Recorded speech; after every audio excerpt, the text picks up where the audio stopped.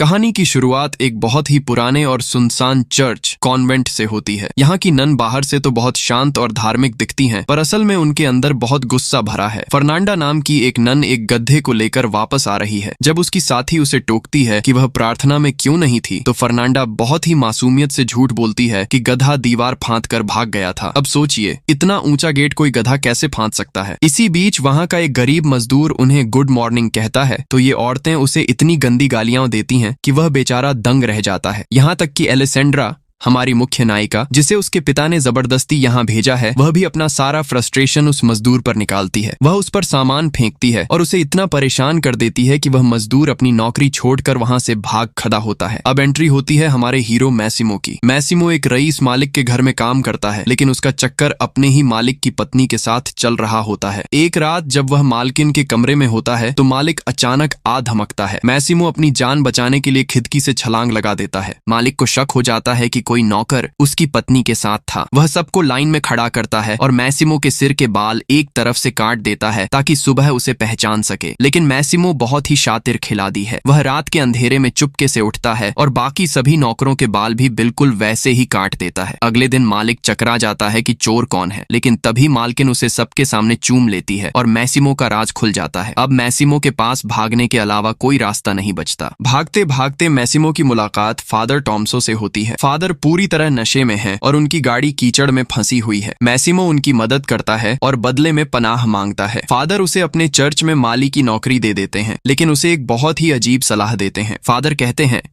अगर तुम्हें उन पागल नन से अपनी जान बचानी है तो तुम्हें यह नाटक करना होगा कि तुम न तो सुन सकते हो और न ही बोल सकते हो। मैसिमो इस बात के लिए मान जाता है। अब चर्च में सबको लगता है कि नया माली गूंगा और बह रहा है। नन उसे पत्थर और मिट्टी की तरह समझकर उसके सामने अपनी सबसे गुप्त बातें, अपनी बुराइयां और अपनी इच्छाएं बताने लगती हैं। उन्हें लगता है कि मैसिमो कुछ नहीं सुन रहा, पर वह तो सब कुछ नोट कर रहा है। चर्च की रातें बड़ी अजीब होती हैं। एक रात तीनों नन मिलकर फादर की महंगी शराब चुरा लेती हैं और एक कमरे में छिपकर पार्टी करती हैं। नशे में वे सब अपनी नन वाली मर्यादा भूल जाती हैं और आपस में बहुत ही अजीब और करीबी हरकतें करने लगती हैं। वहीं दूसरी तरफ हमें पता चलता है कि फर्नांडा और उसकी एक सहेली असल में चुड़ैलें हैं, जो रात के अंधेरे में काला जादू करती हैं। वे एक नशीला घोल तैयार करती हैं और उसे अपनी आंखों में डालती हैं। जिनेवा नाम की नन गलती से उस घोल को शराब समझकर पी लेती है। इधर एलेसेंड्रा को मैसिमो की असलियत का हल्का एहसास होने लगता है और वह उसके करीब आने लगती है। दोनों के बीच एक गुपचुप रिश्ता शुरू हो जाता है। कहानी में सबसे बड़े धमाका तब होता है जब चर्च की जांच करने के लिए बिशप, एक बहुत बड़ा अधिकारी, पहुंचता है। उसी समय जिनेवा, जिसने वह काला जादू वाला नशीला घोल पिया था, पूरी तरह होश खो देती है। वह बिना कपाड़ों के बिशप के सामने आ जाती है और पागलों जैसी हरकतें करने लगती है। बिशप यह देखकर सन्न रह जाता है। एलेसेंड्रा भी अब और बर्दाश्त नहीं कर पाती और वह बिशप के सामने फादर